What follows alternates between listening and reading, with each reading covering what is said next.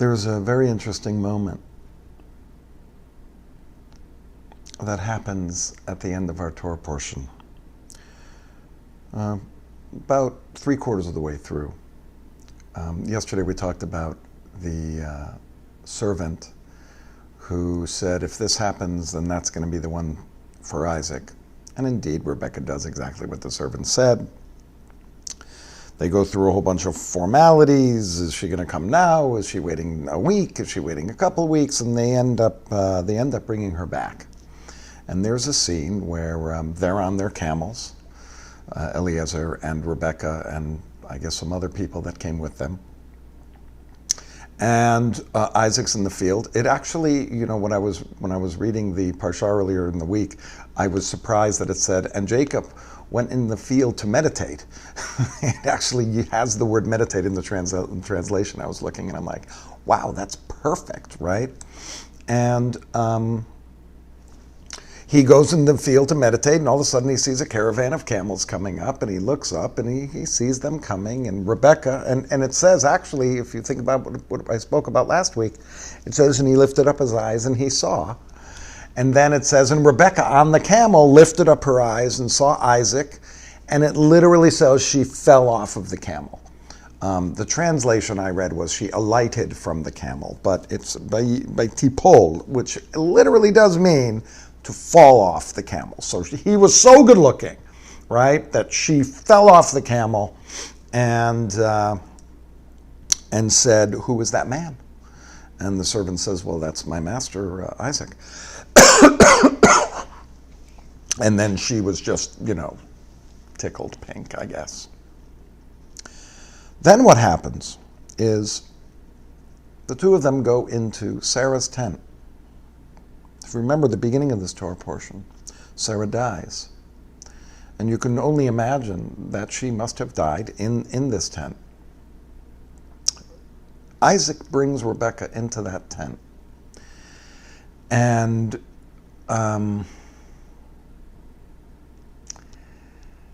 is relieved of his mourning. He receives energy from her, from Rebecca, that takes him out of his mourning for his mother. It really says that he took her to the tent and was comforted by her. And of course, when I read that, I was thinking, what is the, how could that inform our mindfulness today? The idea that things happen to us, and there might be a person or an action that allow us to move on from it. That things happen to us that bring us to dark places, to sad places, to angry places. Is there someone in your life who is able to comfort you at those times, or to kind of tell you about what's happening in a way that gets you to understand it better and accept it? I'm sorry, I'm a little distracted by this idea of Trump not accepting the election, and so whenever I'm saying these things, that's what I'm thinking of, but I'd like us to take it to a much more personal level. There are moments in our lives, there's loss, there's sickness, there are personal triumphs and tragedies. And I would say that we need sometimes to have something outside of us to come and help us to see it more clearly. It could be a parent, could be a wife or a husband or a girlfriend or a boyfriend. It could be just your best friend. And frankly, it could be someone you don't even know that well. But there are times when we don't see the way out, as Isaac may not have seen the way out. I imagine that's why he was going in the field to meditate, to bring himself stillness and peace and allow things to be as they are and to get over the fact that his mother died.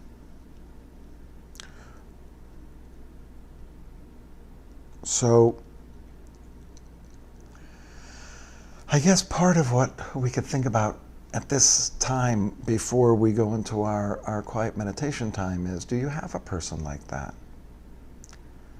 Do you have a potential person like that? Is there a go-to that you have that can help you get over what comes your way, that can help you to get through difficult times and dark times and upsetting times and angering times?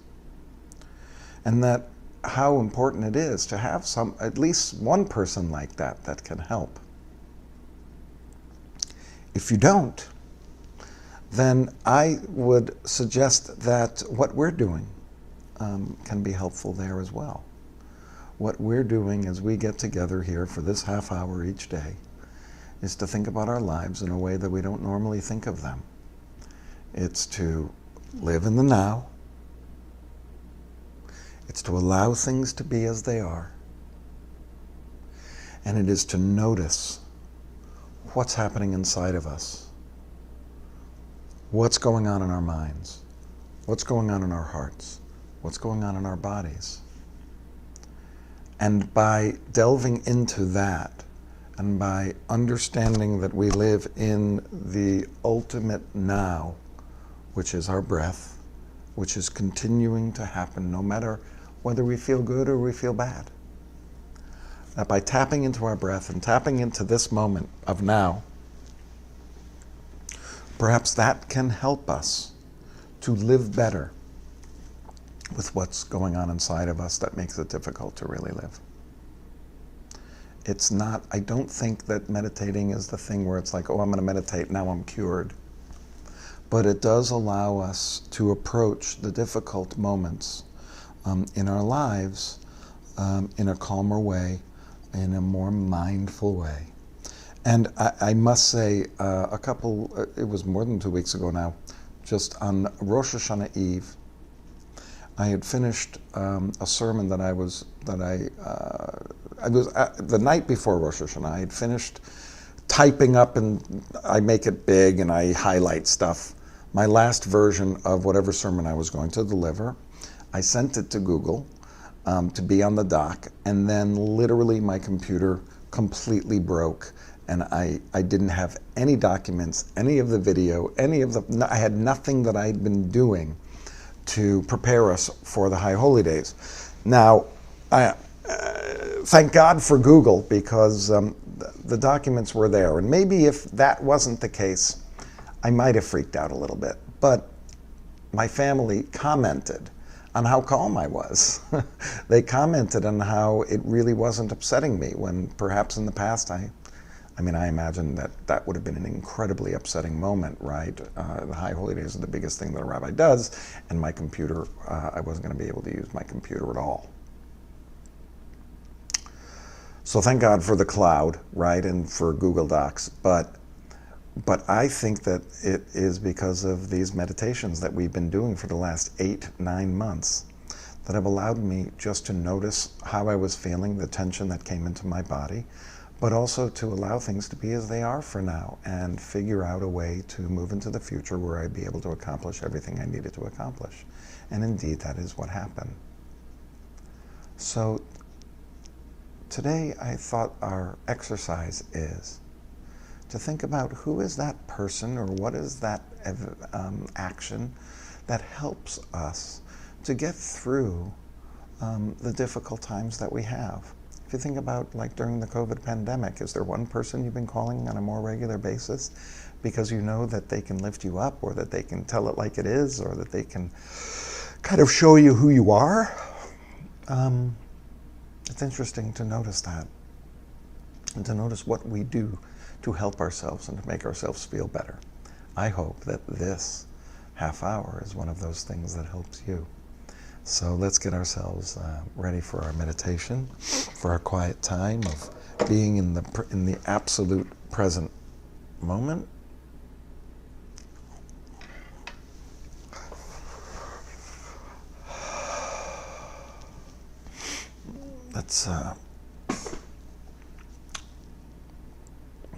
Let's get ourselves ready in a comfortable position, yet a strong position, Sorry about that. And at the end, we'll ask for joy, to feel joyous and to feel whole.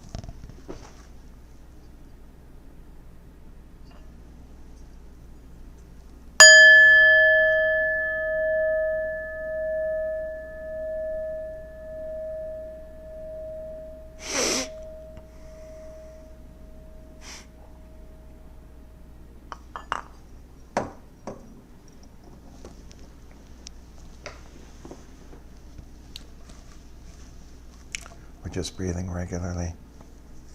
We're noticing our breath.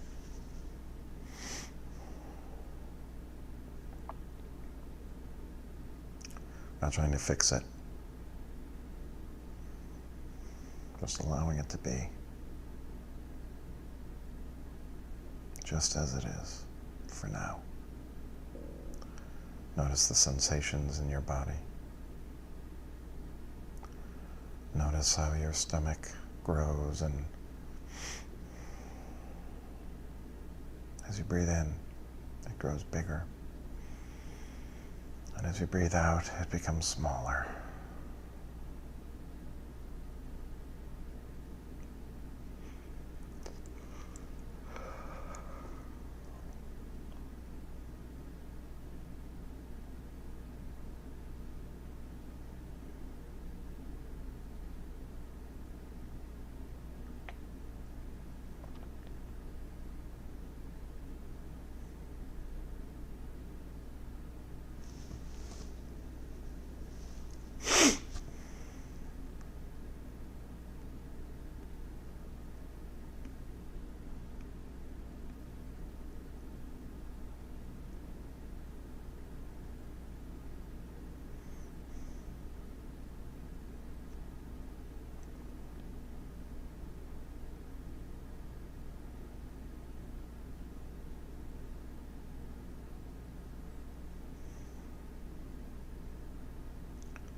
I'm sure that your thoughts have already taken you away. I only say that because mine did. Just bring ourselves back to our breath, to the now, as long as you can hold that up. And then your mind will take you away again, and our practice is to just bring us back to our breath and love and kindness.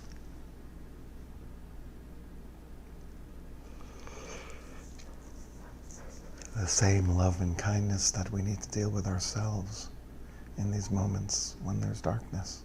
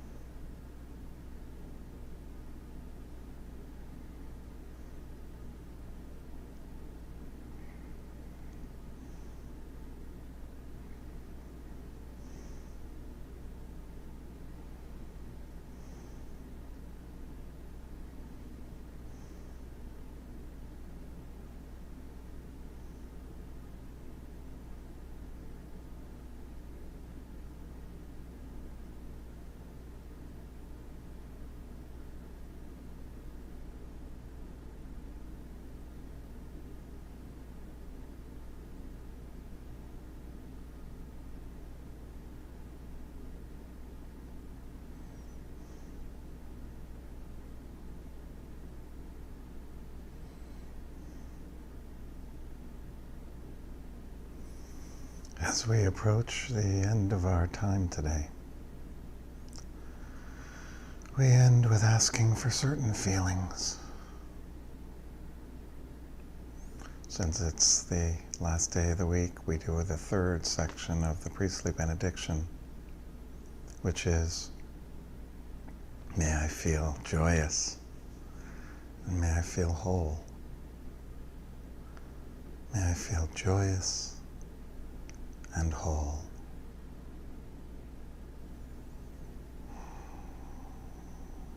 May I feel joyous. May I feel joy. May I feel wholeness. May I feel whole. May I feel joyous and whole. And with each breath, I invite you to offer this feeling to yourself so that we can go into the weekend ready for Shabbat, feeling joy in our hearts and wholeness in our souls. The sense that we are who we need to be right now. The joy of all the good things in our lives. May I feel joy. Sometimes it's hard to come by during these days. May I feel joy. May I feel wholeness. May I feel joyous and whole.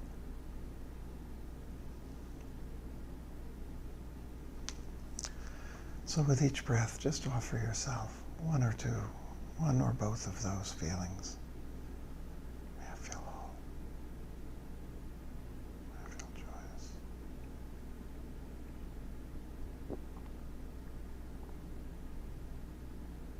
May I feel joyous and whole.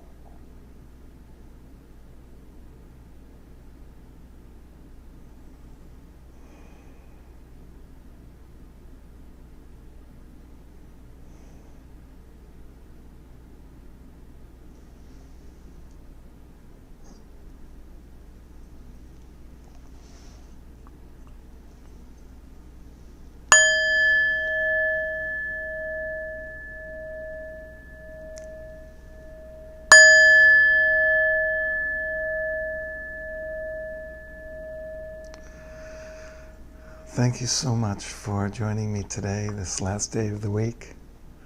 I hope you were able to find stillness and peace.